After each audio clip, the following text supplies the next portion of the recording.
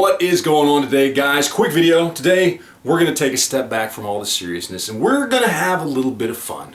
Today we're going to talk about zombie weapons. I'm going to give you guys my personal top 5 zombie weapons out of the things that I have in my own personal collection that I think are great for the zombie apocalypse, for taking out the hordes of the undead. Alright, so this is going to be in no particular order. These are just 5 weapons across the board that I think would be great in any combination for the zombie apocalypse. So let's start with number 5. My first choice is going to be 12 gauge shotgun. Now, before you go and all get your collective panties in a bunch, listen to what I'm saying. Yeah, it's big, yeah, it's heavy, the ammo's heavy and bulky, but 12 gauge shot shells are just about the easiest thing to reload out there, period. You can do it with a block of wood, just a few supplies and a screwdriver, maybe a hammer. You probably do it with just a rock if you wanted to. Reloading 12 gauge is ridiculously easy. It makes it an ideal choice when you can no longer run to Walmart and buy more ammo. So 12 gauge shotgun definitely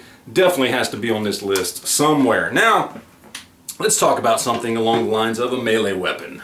Let's talk about the Fisker's brush axe. Now, I've actually been using this as a brush axe, but the cool thing about it is it would be great to lop off a zombie head or sink this nice little hook into the top of a zombie skull. It gives you almost an extra arm's worth of reach. So not quite what you would get off of, let's say, something like a katana or some other type of sword, but you got something that's very end heavy, so it makes it good to swing, to really sink in, and something that's going to work really well, nice bladed weapon. It's going to give you something that maybe the shotgun is your go-to firearm, but you can have this hanging off your belt, and this is definitely a good choice. You can pick these things up at Walmart for like 20 bucks, man. So if you're really worried about the zombie apocalypse, the Fisker's brush axe is definitely something that I would recommend. Now let's talk about something a little smaller, a little bit easier to keep on your person, to conceal. We're going to be talking about a handgun, specifically the Glock 17. Because come on, this is just the perfect choice for the zombie apocalypse. See, when you're talking about the zombie apocalypse, you're not worried about concealing something. So you don't need to go with a smaller gun. You don't need to go with a 19 or a 26. Go full size. Throw some +2 extensions on there. 19 + 1 in the chamber, 20 rounds of 9mm.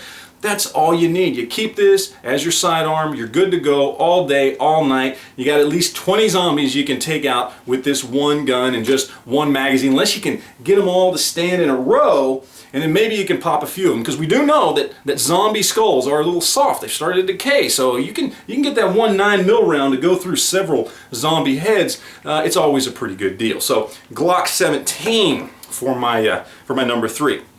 Then for number 2, we're going to talk about just a good old AR-15. Reason being is pretty simple. These things are everywhere here in the United States. The ammo, the magazines, the guns themselves, just everywhere. So anything you need for your gun, you're going to pretty much be able to find, at least more so than you would with any other rifle out there on the market today. So it just makes sense from a logistics standpoint. So if this is going to be your go-to gun in the zombie apocalypse, you want something that's got a lot of compatibility with a lot of other guns that are going to be floating around out there in abandoned police stations and military bases and cop cars.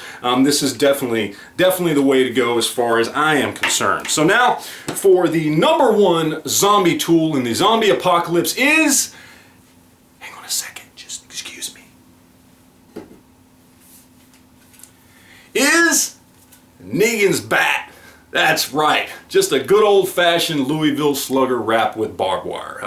It's a little tricky. You want to wear gloves when you're making yours, because trust me, I got more than a few holes in my hands putting this sumbitch together, but it is quite the zombie whacker, or the Glen whacker, if you know what I'm saying. So definitely this would have to be my number 1 choice when it comes to a good zombie weapon to help take down the hordes of the evil undead when that day does finally come. So there you go, guys. There's my list. Top 5 zombie weapons. A good shotgun, a good Fisker's brush axe, a good Glock 17, an AR-15, of course, and of course, Negan's bat. So there we are. Hope you guys enjoyed it. Appreciate you guys watching. You got any questions or comments, leave that stuff down below, and we will talk to you guys later. Thanks.